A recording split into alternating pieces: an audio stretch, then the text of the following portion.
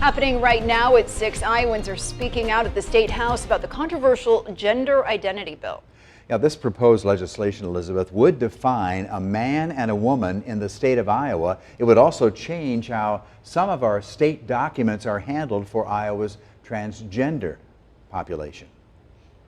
With that in mind, let's go live right now to KWW reporter Emily Moss. She's in the newsroom. And Emily, you've been listening to this really kind of vocal public input meeting which has been going on here late this afternoon. What did you hear? Ron, tonight many of the arguments for and against the bill are the same. Those for say this bill is protecting women, while those against say the bill is discriminating against transgender people in the state.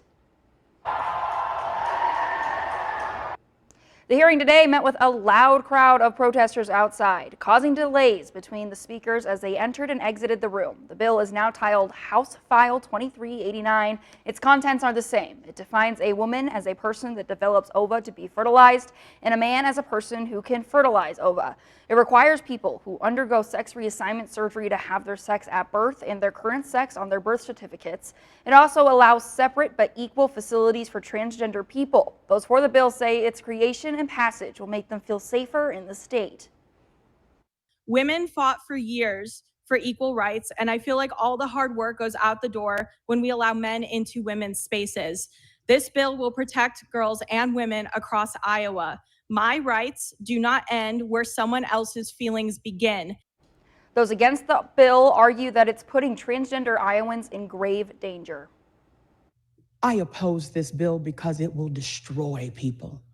It will place people in a line of fire. It will destruct people. This bill is literally playing with lives. And understand that you all aren't making laws for yourselves. You are making laws for generations to come. Other arguments outside of transgender rights include the definition in the bill of a man and woman itself. One person testifying about diseases that prevent women from developing ova as listed in the definition, like polycystic ovary syndrome, which prevents eggs from leaving the ovaries. The meeting is still happening right now. Public comment was expected to wrap right at 6, but it's likely there will be more public comment opportunities as the Senate works through their version of the bill as well. Ron, Elizabeth.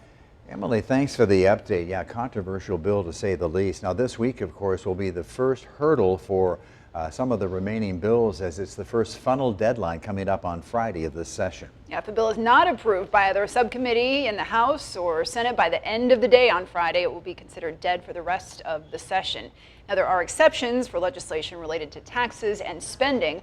Lawmakers can also revive proposals later on by adding amendments. Another bill backed by Governor Reynolds that has passed the deadline would remove gender balance requirements for Iowa's boards and commissions. Also, a bill that would extend postpartum Medicaid coverage for new moms and babies.